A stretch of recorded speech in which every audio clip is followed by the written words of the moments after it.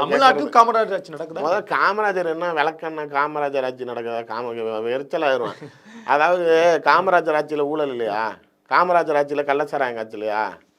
என்னங்க நீங்கள், அதாவது எல்லா ஆட்சியிலையும் மோசமாக இருந்துச்சு, ஆனால் இவர் பீரியடில் அப்படியே பொற்காலமாக இருந்துச்சுங்கிற மாதிரி பேசுவாங்க. அவர் பொற்காலம் 2006 காமராஜர் ஆட்சி தான் பொற்காலம். 2006லேருந்து 11 வரைக்கும் கலைஞரோட ஆட்சி கூட தான் பொற்கால ஆட்சின்னு நான் சொல்லுவேன். ஆனால் குறைகள் இல்லாமல் இருந்துச்சா?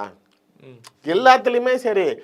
இப்போ டிஎம்கேவோட கவர்மெண்ட்டு நல்லா இருக்குன்னு சில பேர் சொல்லுவான், நான் குறை சொல்லுவேன் சில விஷயங்களை. அதுக்கு நாளைக்கு டோட்டலாக சரியில்லைன்னு சொல்ல முடியுமா? அதாவது 75% ஆஃப் பாசிட்டிவ், 25% ஆஃப் நெகட்டிவ். எப்பயுமே ஒரு படமே பார்த்தா கூட நெகட்டிவ் ஆடியன்ஸ் இல்லாமல் இருக்காது.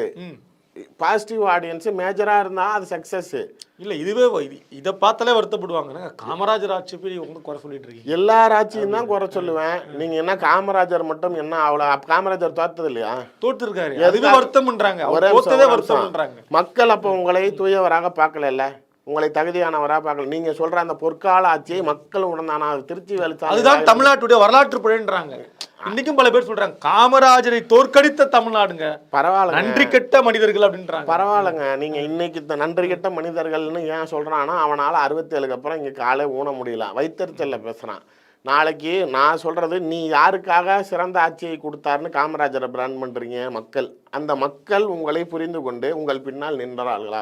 அங்கீகரித்தார்களா? அப்ப நாளைக்கு இந்த பொய் சர்டிஃபிகேட் புலிகேசி மாதிரி இங்கிட்ட டம்மியா வரைஞ்சு விட்டு நாளைக்கு பின்னாடி 25 ஆண்டுகளுக்கு பின்னாடி வரக்கூடிய மடையர்களுக்கு தெரியவா போகிறதுங்கிற பூசுற வேலையெல்லாம் நம்ம கிட்ட வரக்கூடாது.